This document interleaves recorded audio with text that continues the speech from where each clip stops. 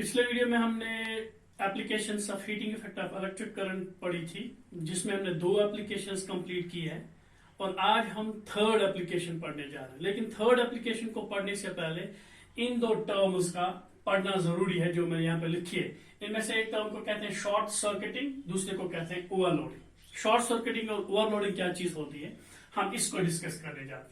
जो short circuiting होती है, शॉर्ट सर्किटिंग, मैंने आप लोगों को बता दिया है, जिस किसी भी सर्किट को हम चलाते हैं, जैसे हमारा एक सर्किट होता है जिसको हमने इलेक्ट्रिक बल्ब के नाम से हमने एक्सप्लेन किया था।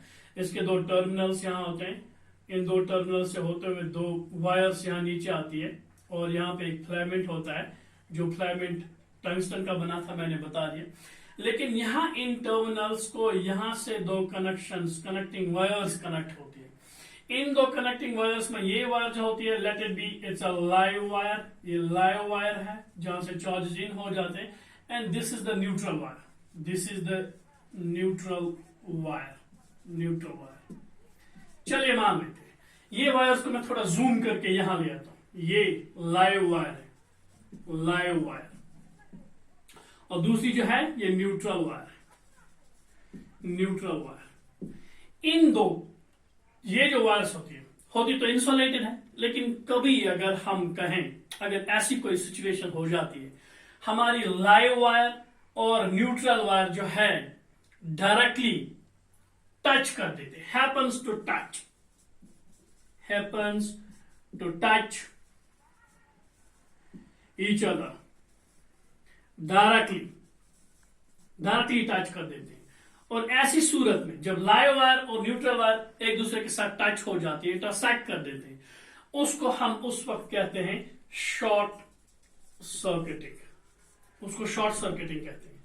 और शॉर्ट सर्किटिंग जो होती है, ये एक अप्लायंस के लिए, इलेक्ट्रिकल अप्लायंस या इलेक्ट्रिकल सर्किट के लिए बहुत ही खतरनाक होती है। शॉर्ट सर्किटिंग की वजह से रेजिस्टेंस फॉल हो जाता है और करंट मेजर इन हो जाता है, जिसकी वजह से इन वायर्स की हीटिंग हो जाती है, हीटिंग हो जाती है।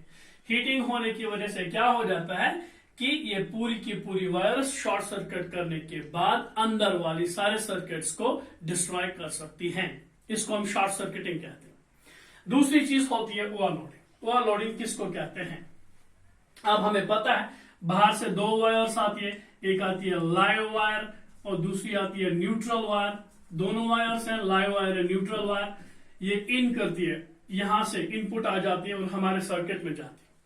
सर्किट में जाने के बाद हमारी जो वायर्स होती है, इनकी अपनी अपनी कैपेसिटी होती है। हम किसी भी डायमीटर के वायर से या किसी भी क्रॉस सेक्शन के वायर से इक्वल करंट को पास नहीं कर सकते, क्योंकि करंट का इन हो जाना कुछ चीजों पर डिपेंड करता है। ये इसके एरिया क्रॉस सेक्शन पे, एरिया क्रॉस सेक्शन जिसको कहते हैं, उस पे करता है डिपेंड, क्योंकि हम 4 mm वायर को 6 mm वाली जगह पे नहीं लगा सकते और 6 mm वाली जगह पे 3 mm वाली वायर को नहीं लगा सकते। इसलिए अब हर जगह पे रेंज के मुताबिक हम वायर को एडजस्ट कर सकते हैं। जिस तरह से बसेस में, बाकी सारे पैसेंजर व्हीकल्स में ओवरलोडिंग की वजह से लोग अनस्टेबल हो जाते हैं, इसी तरह से वायर्स में भी ओवरलोडिंग करंट की वजह से हो जाती है। लेकिन ओवरलोडिंग जो हो जाती है, इसकी कुछ सिचुएशंस होते हैं, कुछ कंडीशंस होते हैं जिसकी वजह से हो जाती है। हमारे घर के लोड को देखकर, लोड जो लोडिंग होती है, लोड रेटिंग्स जो होती है, लोड रेटिंग्स जो हमारी घर के होती है, इस पे डिपेंड करता है। जैसा कि मैंने आप लोगों को बता दिया, जो वायर्स इन हो जाती है, जिनकी वजह से करंट इन हो जाती है, न्यूट्रल वायर और हमारी जो लाइव वायर होती है, इसकी वजह से हमारे घर के अंदर करंट आ जाती है। और करंट जब इन 2 वायर्स के जरिए से, यानी कि live wire, L wire and neutral wire, इनके जरिए से करंट इन हो जाती है, यहां से आ जाते हैं चार्जेस, फिर यहां से वापस चले जाते हैं। और अंदर हमारे घर में बहुत सारे सर्किट्स मौजूद होते हैं। जैसे हमारे घर में होते हैं, वॉशिंग मशीन होती है, it's a circuit, washing machine it's a circuit. हमारे इलेक्ट्रिकल फैंस होते हैं, इलेक्ट्रिकल फैंस होते हैं, ये भी सर्किट है। और हमारे घर में बल्ब्स भी होते हैं, हमारे घर में हीटर्स भी होते हैं, और अगर विंटर्स की बात करेंगे तो रूम हीटर्स भी होते, रूम हीटर्स भी होते। और हर किसी को करंट चाहिए, हर किसी का अपना अपना लोड होता है। और अगर हम मीटर की बात करेंगे उसका होता है 1000 वाट्स या 1500 वाट्स पर ये इसका रेटिंग होता है, इसका लोड होता है। इसी तरह से हर कोई डिवाइस जो है अपने लोड के मुताबिक करंट चाहती है।